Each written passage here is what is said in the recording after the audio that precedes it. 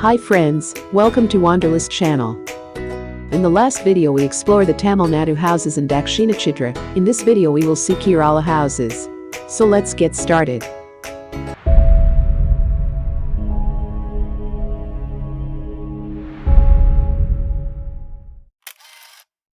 In the last video we explored the Tamil Nadu houses. I will add a link in description and in above cards. If you didn't see that yet, please watch it. We are seeing the Hindu house from Trivandrum, Kerala.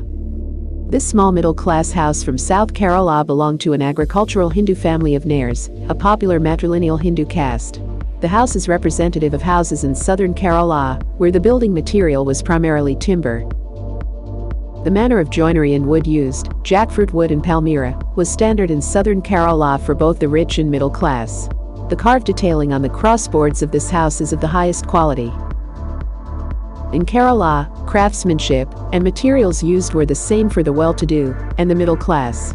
More affluent families would have added one, or even two courtyards in the middle of their wooden structure.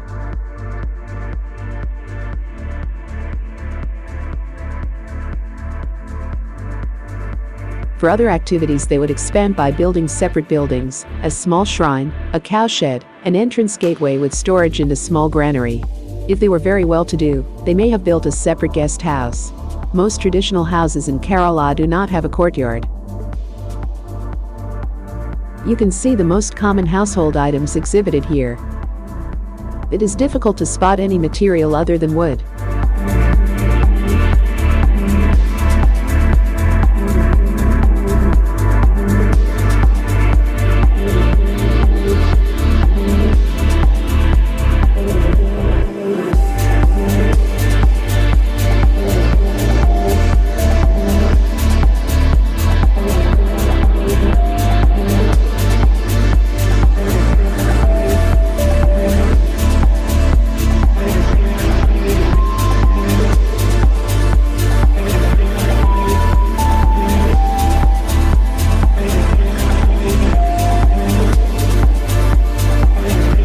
We can see a huge wooden structure on the veranda, and it was used for storing the grains for the domestic use.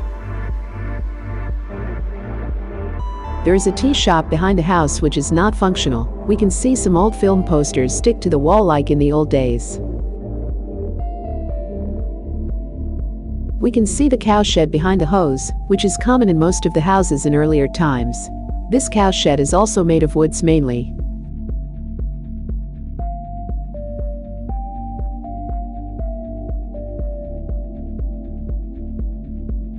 Now we are going to Hindu house, from Mankavu, Calicut, Kerala. This two-story house built of laterite and timber is representative of many early 20th century middle-class homes throughout the central and northern part of Kerala. This house belonged to a Menon family, one of the many traditionally matrilineal Hindu communities of Kerala. The owners of this house earlier had 10 acres of agricultural land which was sold. There are beautiful mural paintings present in this house. Central and northern Kerala have vast deposits of laterite, a clay and pebble substance which is cut into blocks for building and hardens on oxidation. It is the chief building material in this area and, along with wood, is used for two-story homes. The houses in North Kerala are characterized by the many small rooms, affording a modicum of privacy to couples within the joint family. The typical Hindu family at that time was an extended family often comprising 3 to 4 generations within the same house, even when the house was relatively small. We can see the courtyard here which is giving adequate light and airflow inside the house. The Calicut house has many small bedrooms around the central courtyard as many couples were living within the same ancestral home. The central courtyard has an open roof, which let light and sometimes rainwater in. It is the nostalgic memory of any Malayali to play in such a courtyard in rain. See the religious items exhibited in this room.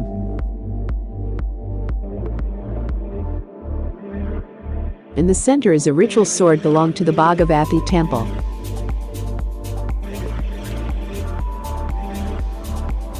In this room we can see the storage utensils used to store the spices for home usage.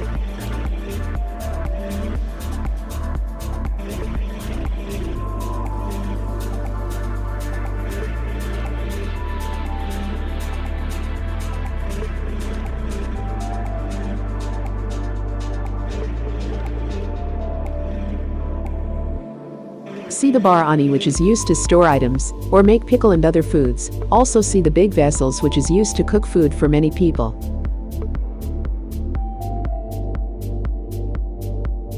A lot of household items are also on display in this house. Interesting one is the boat-like structure used in the Ayurveda treatment. It is called Enathoni, literally translating into the oil boat. The person under treatment lies inside a boat filled with oil.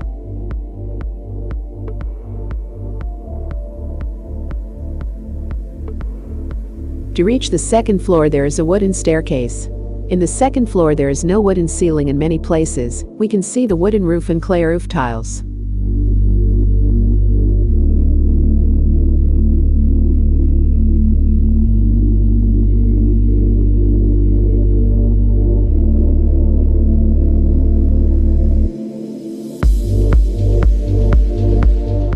There are many paintings exhibited in all rooms.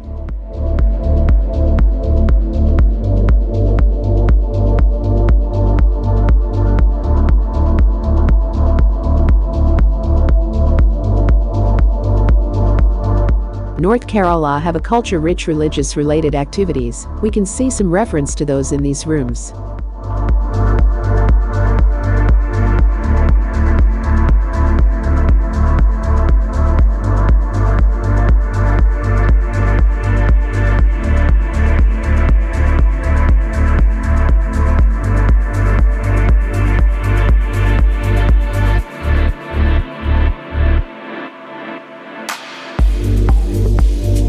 Here is Syrian Christian house from Puthupally, Kottayam district of Kerala.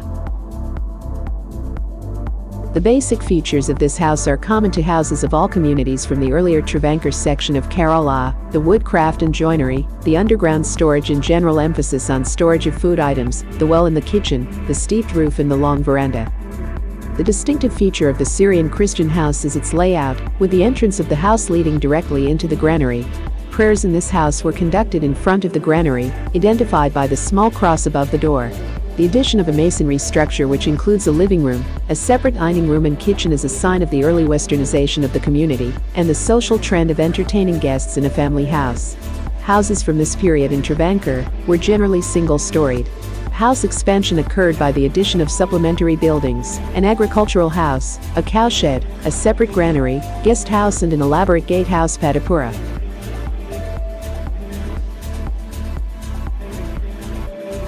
An interesting thing we found at the Syrian Christian house is a narrow boat resembling a gondola hanging from the roof at one side of the house. This house is almost 150 years old, made around 1850 and reconstructed at Dakshinachitra. The Syrian Christian owners of this house were timber and spice traders. The primary material used for the construction is wood, a distinctive feature of the Trivandrum houses. The layout of this house is different from others by the fact that the house directly enters into a granary. This house also includes a living room, a separate dining room and kitchen. The well is directly accessible from the kitchen.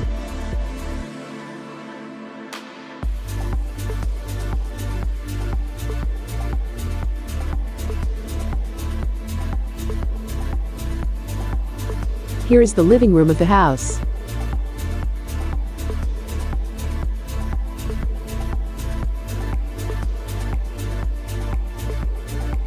Now we are in the granary, which is originally from Kuttattukulam of Kottayam district in Kerala.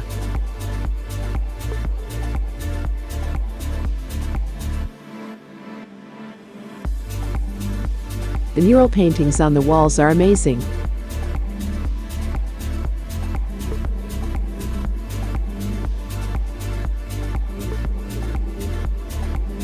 The granary and cow shed at Dakshinachitra from Kuttattukulam, near Kottayam, was part of a larger compound which included a cow shed, gatehouse and a Syrian Christian house very similar to our Puthupally house. The granary was constructed 1910. The British influence is noticeable in the arched veranda which came to replace the graceful curved slated wooden screens, and inside seating which were characteristic of earlier verandas. The wooden granary which occupied the downstairs has been removed to provide exhibition space. However, the upstairs with its wooden rooms and central granary remains the same.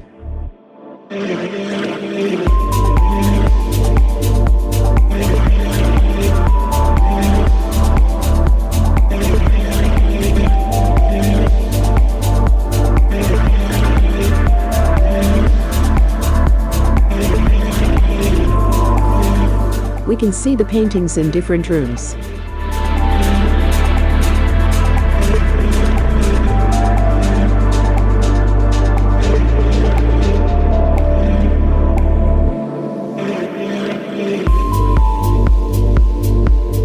There is no Muslim houses in Dakshinachitra, so few Muslim religious items are exhibited here.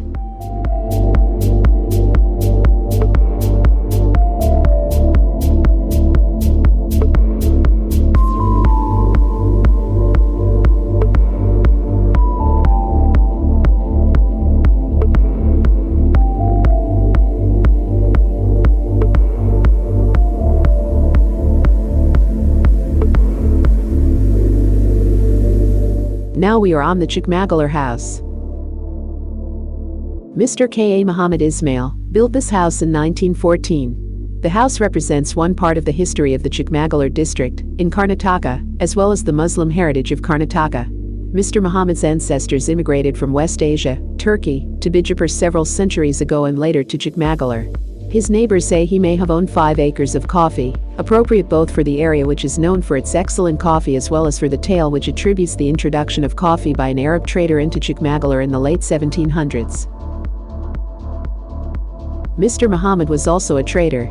He owned the main general store in Andra, a small town 30 kilometers from Chikmagalur town, and sourced his merchandise from faraway Bombay, Mumbai. His neighbors and distant relatives spoke of the beautiful porcelain, his elaborate furniture and lamps. From his decorative stucco work recreated here in lime exactly as it was in his house, we know that he was widely traveled. This work combines inspiration from the colonial period and from the grand Muslim manor houses of the time.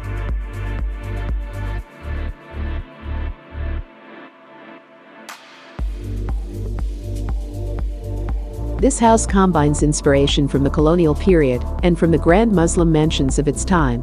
It has stout wooden column and arches in the front with an equally rich and adorned front door. The ornamental lime plaster work, stucco, around the main door and windows of both the floors are also worth mentioning. The interiors are also rich with a collection of beautiful porcelain, his elaborate furniture and lamps.